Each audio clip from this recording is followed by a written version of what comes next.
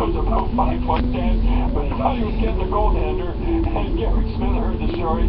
Thank God I never went with that guy. I want to explain why I'm happy. First of all, my divorce is final. Everybody assumes that because we went through a divorce, it ended. Actually, she's happy. She's moved on. I'm happy. I moved on. I'm happier than she is, though. I know I'm happy because I was talking to myself while I was walking. I was like, you hungry? I can eat. It was just me, though. Like it's doing just that. Saturday, August 1st, starting at 10:30 p.m. Air Canada Center. Master outlets. As we go, what about Carol Vadney? He was my best friend, Carol Vadney. Well, you know, she was my best friend. Him and Bobby Schmutz on the Boston Bruins. And the old story was that one Andrew Savard says, when you see that, you see Don. And when you see Don, you see that. But unfortunately, in this business, Brian, as you know, it's a tough business. If you want to win, your friends got to go. And I'll tell you about that tomorrow, how I got rid of one of my best friends, Carol Vadney.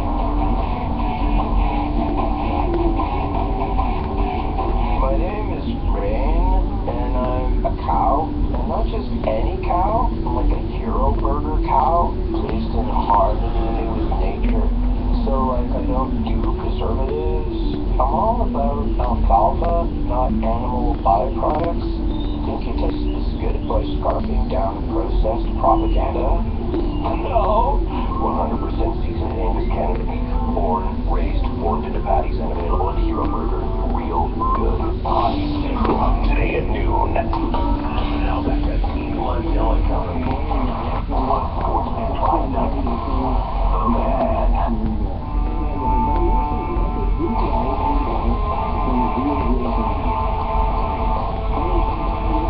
So all I say to you viewers is the sports of and the is acknowledged. Phone numbers here, so that was good. It's key when you want to call to tell you. You gotta walk before you run. That don't work. Thanks, bud. Don't forget a chance to win some of those free tickets after 8 o'clock as well. 416, you ready for this? 870-0591.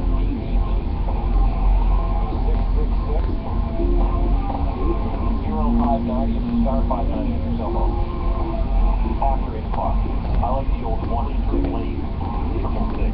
So easy to say, isn't it? Right, 888-666. Don't forget it's Hockey Central Trade Deadline Day, hashtag NHL Trade. So what you do is you go on Twitter, you hashtag them, you do the number sign and NHL Trade, just to explain how the whole thing goes. And then I'll get you all your today. I believe in around 13 minutes. They're setting it up right now. I can see it in the studio. They're setting everything up. Andrew Walker and Jeff Blair are going to kick off the Hockey Central NHL Trade Deadline Day today, which is a whole lot of sitting around, a whole lot of nothing until later on in the afternoon. It's like an avalanche. A lot of trades have been happening over the past couple of days. We had some late last night. What were we going to say? It's like 50. Just waiting around and doing something. They lost your Ozzy. It's like when you're strolling on the boat up north and you're staring out into this on the rod and you're just mesmerized by it. You're just waiting for that rock pop. Yeah, no action. And you sit back down again. 748, joining us on the telephone is a pleasure to have Mr. Donald Cherry. Good morning, Mr. Cherry. It's Don, thank you. I did. How's it going? Good. We're good. So don't call you Mr. Cherry. I can call you Don. Just straight up Don. Yes, you can, Mr. Cherry. That's pretty good. I heard you guys at 6 o'clock this morning say that David might go to Arizona. Please don't do that. You're right. He'll never be heard of again. I have to say, the guy up there is really taking her pretty fast to make that straight. I'll tell you, it's too bad. Yeah, Don Cherry, Don, that's a great point you bring up, and I think some people have complained about tanking. Some people think it's a great idea. What are your thoughts on not just what Arizona's doing, but a lot of teams to put themselves in a position to, move into a lottery position? How unfair when I think of Mike Smith, the goaltender from Kingston, by the way, being thrown to the wolves, and Tibbet, a proud guy, standing there knowing that their work I mean, let's face it, the trades that people are making and everything, to get McDavid, it's worth it. But I don't know, somehow or other, I know in Pittsburgh, when they got Lemieux, everybody said that they tanked to get him, and it worked out. But I don't know, somehow it's just very dishonorable to me, but that's the way it goes. Don, how would you coach if you know that the upper management is trying to tear apart your roster, then you're behind the bench just trying to win hockey games? How would you do that? I don't know how you do it, and but the most guy I feel sorry for is Mike Smith, the goaltender. The guy walked in cold turkey, nobody around him, and I mean his reputation has fallen as fast as anything. And he's the guy I feel sorry for. He breaks his stick over and through his stick. It's so bad. But hey, listen, if you get McDavid, believe me, everything means the end to get him, because I watched him when he came up with the Marlies and him and Roland McEwen when they were 14. I'll tell you something, he can make the franchise, I'll tell you that. Don Cherry, Don, you were very vocal on the weekend in your support of the Toronto Maple Leafs in the history of the organization, and went so far as to call kind of the new way of running things, you know, especially in the NHL, you know, nerds. And as I've said before, you're never wrong. That's true. I'm good. I know that. So I'll tell you that. But yeah, let me tell you something. Mark Hunter's going to be in there. They're doing the right thing. I heard you talk about it. And the only way to get rid of Sedok is just to eat some of the contract. I don't know if he'll do that. I think what happened with him, if he hadn't had that captaincy put on him, and he just could have been one of the guys, you know. But he's not the type. He's like Sandin almost.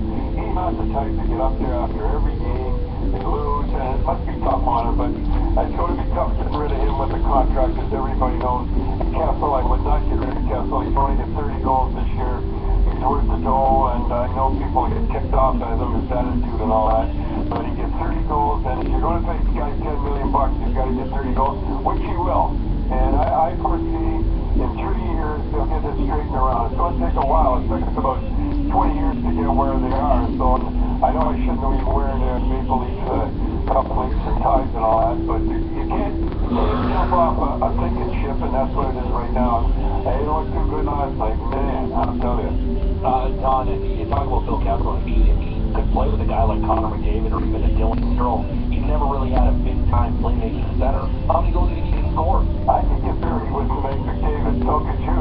No, I mean, no, he'd be something, and he's not the type of guy to carry the puck end to end. He likes to get the puck on the fly at that blue line, and if anybody coming up, it's going to be McDavid. And I know everybody, some people haven't seen him play this much, but I'll tell you something, he is something. Yeah, I wouldn't get rid of Kessel. I'd keep him. I'd give him a smack maybe and smarten him up a little bit, but he's a 30-goal scorer, and I may never around. You were talking yesterday about toughness of the Toronto Maple Leafs, and one of the things you said on the Saturday, which I thought was appropriate, is, you know, you watch guys going back to the bench in Montreal laughing, and it's interesting how a difference 2 years can make in an organization, isn't it? I had a big argument with one of the Leaf guys, and I'm not going to mention his name. All I know is that he led the league in fights, and I know people don't like fighting. They led the league in pointing, and except for 12 minutes, they could have won, and everybody laughed. They could have won the Stanley Cup once they get by Boston, except for that 12 minutes, which I've never seen in my life before. They could have been in that second round, and I know people say it's half a season and all that. Well, then the guy that won the cup was half a season. I know for a fact that teams did not want to come in and play Toronto. And I'll tell you another thing. If they walked in and they were getting beat in Montreal, there'd be a few guys pay. There would be nobody laughing at the Leafs. And when those guys were around, and we're talking about Orr, and they buried him, and Fraser and McClellan, those guys, they ruled the roost. They had a cocky air about them, and all the players like JVR and Bozak and all those guys, they grew a foot when they were around, but somebody made the big decision they're going to go sweet, and you see what happens. Does the new NHL piss you off a little bit, Don?